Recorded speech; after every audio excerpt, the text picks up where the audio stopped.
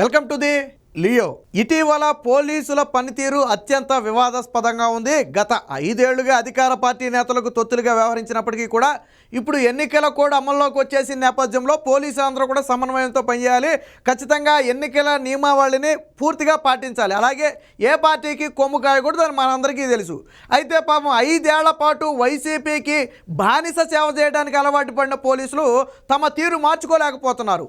ఎన్నికల కోడ్ ఉందేమో, మనం పోలీసులమేమో, ఒక పార్టీకి బహిరంగంగా సపోర్ట్ చేయకూడదేమో, మన మీద చర్యలు ఎలక్షన్ కమిషన్ తీసుకుంటుందేమో అనే భయం కూడా లేదు. ఇప్పటికే అనేక మంది పోలీసుల్ని సస్పెండ్ చేసినా, వాళ్ళని ట్రాన్స్ఫర్ చేసినా, కలెక్టర్ల మీద చర్యలు తీసుకున్నా ఇప్పటి వరకు మాత్రం పోలీసుల్లో మాత్రం ఇసుమంత కూడా మార్పు రాలేదు. తాజాగా పల్నాడు జిల్లా కారంపూడికి చెందినటువంటి సిఐ చినమల్లయ్య పబ్లిక్లోనే వీరంగం సృష్టించాడు. కొంతమంది టీడీపీ కార్యకర్తలు టీ తాగుతుంటే నిర్దాక్షిణ్యంగా ఎటువంటి వివాదం లేకుండా టీ తాగుతున్న వాళ్ళని టీడీపీ కార్యకర్తలను గుర్తుపట్టి వాళ్ళ మీద విచక్షణ రహితంగా దాడి చేశారు. అదేమని ప్రశ్నించిన పాపానికి నన్ను ఎవడరా నువ్వు అడగటానికి అని చెప్పి బెదిరించిన పరిస్థితి. వాళ్ళ పేరు తెలుసుకుని నీ పేరేనా రాము అంటే నీకోసమే ఎదుగుతున్నా, ఎన్నాళ్ళకు దొరికావు, ఇక నీ పని అయిపోయింది, నీ అంతు చూస్తానని చెప్పి ఏకంగా రివాల్వర్ తీసి ఒక టీడీపీ కార్యకర్తకు ఆ పాయింట్లో పెట్టి బెదిరించిన పరిస్థితి. మరి ఒక సిఐఐ ఉండి పబ్లిక్ ప్లేస్లో రివాల్వర్ను ఉపయోగించాడు అంటే ఖచ్చితంగా దీని మీద ఎలక్షన్ కమిషన్ చర్యలు తీసుకోవాలా. అక్కడ ఏమన్నా కంట్రోల్ తప్పినటువంటి శాంతి భద్రతలు ఏమైనా ఉన్నాయా, పోనీ ఈయనకేమైనా పైనుంచి ఆదేశాలు ఏమైనా ఉన్నాయా రివాల్వర్ని యూజ్ చేయమని? ఒకవేళ పొరపాటున అది ఏదైనా మిస్ఫైర్ అయి ఉండుంటే, ప్రాణ నష్టం జరుగుంటే దానికి ఎవడు బాధ్యుడు? ఒక ఉద్యోగి ఉండి రివాల్వర్ ఎక్కడ తీయాలో ఎక్కడ తీయకూడదో కూడా తెలియని పరిస్థితిలో ఈ చినమల్లయ్య ఉన్నాడు. అసలు ఈయన కడుపు అంటే ఏంటో, వీళ్ళ కొడుకు చరిత్ర ఏంటంటే ఒకసారి చూద్దాం. మొన్న గ్రూప్ 1 ఎగ్జామ్స్ జరిగాయి, ప్రిలిమ్స్ మనందరికీ తెలిసిందే కదా. అందులో మాస్ కాపీయింగ్ చేస్తూ స్క్వాడ్కి రెడ్ హ్యాండెడ్గా దొరికేశాడు ఒక వ్యక్తి. ఆ వ్యక్తే ఈ సిఐ కొడుకు. అయితే అప్పుడు తెలుగుదేశం పార్టీ నాయకులు కానివ్వండి, అక్కడికి ఉన్న వాళ్ళు కానివ్వండి, కొంత విమర్శలు చేశారు. ఇప్పుడు మాస్ కాపీయింగ్ చేస్తూ రెడ్ హ్యాండెడ్గా గ్రూప్ 1లో దొరికిపోయాడంటే చిన్న విషయం అదేమన్నా కాదు కదా.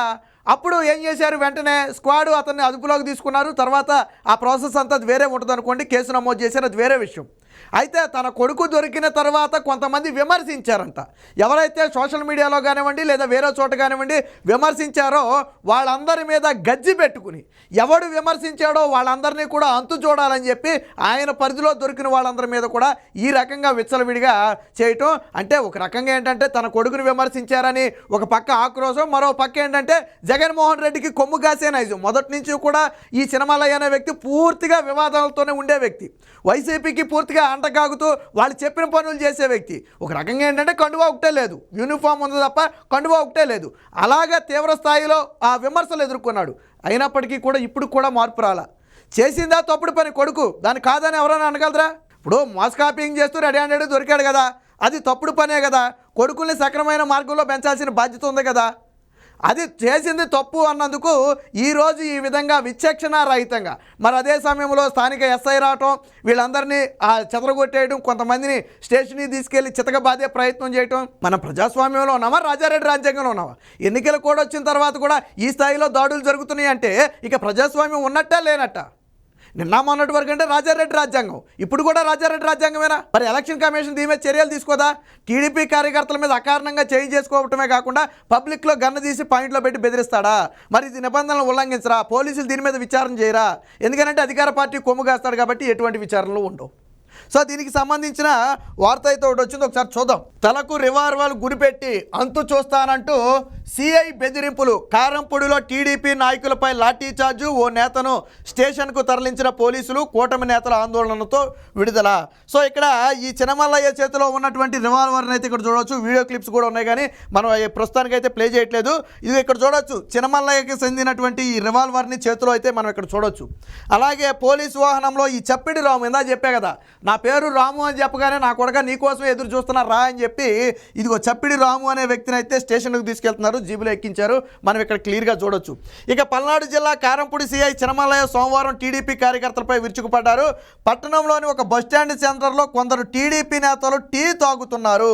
సిఐ వారి వద్దకు వెళ్ళి టీడీపీ నా కొడకల్లారా ఇక్కడ మీకేం పనిరా అంటూ లాఠీలతో విరుచుకుపడ్డాడు. నలుగురు టీడీపీ నేతలను విచక్షణ రహితంగా కొట్టారు. ఎందుకు కొడుతున్నావని టీడీపీ నేత ప్రశ్నించగా ప్రశ్నించగా నువ్వెవడవిరా నన్ను అడుగుతున్నావు అనగా తన పేరు చప్పిడి రాము అని సమాధానం ఇచ్చాడు. దీంతో సిఐ నువ్వేనారా రాము అంటే నా కొడక నీ కోసమే చూస్తున్నా, ఎన్నాళ్లకు దొరికావు, నా కొడక నీ సంగతి తేలుస్తానంటూ దుర్భాషలాడారు. సర్వీస్ రివాల్వర్ తీసి రాము తలపై పెట్టి టీడీపీలో నువ్వెంత మగాడివిరా నీ అంతు చూస్తా అంటూ చొక్కా పట్టుకుని లాక్కెళ్ళి పోలీస్ స్టేషన్కు తరలించారు. మరోవైపు ఎస్ఐ రామాంజనేయులు తన సిబ్బందితో వచ్చి టీడీపీ నేతలను తరిమి కొట్టారు.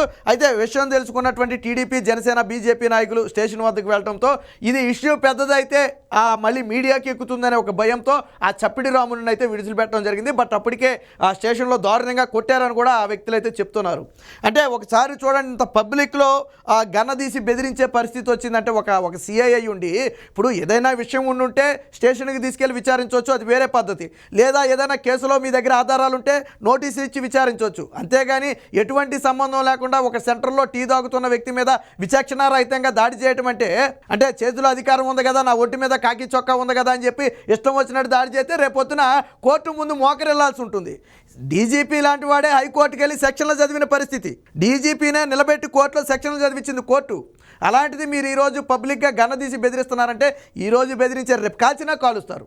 ఇక గన్నదీసి పెట్టిన వాడు ఆవేశం వస్తే కాల్చేయడా? మరి చప్పిడి రాముడితో ఈ వ్యక్తికి ఉన్న వివాదం ఏంటో మనకైతే తెలియదు. ఇలా కొడుకు రెడ్ హ్యాండెడ్గా గ్రూప్ 1 ఎగ్జామ్లో ఆ కాపీ కొడుతూ దొరికిపోయాడు. అది ఒకవేళ అదేదన్నా బయట ప్రచారం చేశాడని, లేకపోతే దాన్ని ఏమన్నా సోషల్ మీడియాలో ప్రచారం చేశారని ఏమన్నా కడుపులో మంట పెట్టుకుని కొట్టాడేమో తెలియదు. కానీ ఈ విధంగా పైగా నువ్వు టీడీపీలో ఇంత మగాడివిరా అని అడుగుతున్నాడంటే ఈ వైసీపీకి అడ్డగోలుగా కొమ్ము కాచాడు జగన్మోహన్ రెడ్డికి. అలాంటప్పుడు యూనిఫామ్ ఎందుకు తీసేసి మెళ్ళ కొండు వేసుకున్నాడు వెనకమాల తిరిగాయి, నీకెందుకు యూనిఫాము? దీని మీద పూర్తి స్థాయిలో విచారణ చేయాలి. ఎలాగా పోలీసు అధికారులు దీని మీద చర్యలు తీసుకోరు. బట్ ఎలక్షన్ కమిషన్ అయినా సరే జరిగిన ఘటన ఏంటి, తప్పేంటి, అసలు సీఐ ఎందుకు రివాల్వర్ తీసి ఎక్కుపెట్టి బెదిరించాల్సి వచ్చింది? ఒక సాధారణ పౌరుడికి తల మీద రివాల్వర్ ఎక్కువ పెట్టడం అంటే ప్రజాస్వామ్యంలో స్వేచ్ఛ ఉన్నట్టా లేనట్టా? కనపడిన ప్రతి వాడి మీద తలకి ఎక్కువ పెట్టడానికి వాళ్ళకి రివాల్వర్ ఇచ్చింది. దీని మీద పూర్తి స్థాయి విచారణ చేయాలి. తక్షణమే ఎవరైతే పల్నాడు జిల్లా కారంపూడి ఆ సిఐ చినమల్లయ్య ఉన్నాడో ఆయన తక్షణమే సస్పెండ్ చేయడమే కాకుండా పూర్తి స్థాయి విచారణ చేసి చర్యలు తీసుకోవాలని చెప్పి స్థానికులందరూ కూడా గట్టిగా డిమాండ్ చేస్తున్నారు.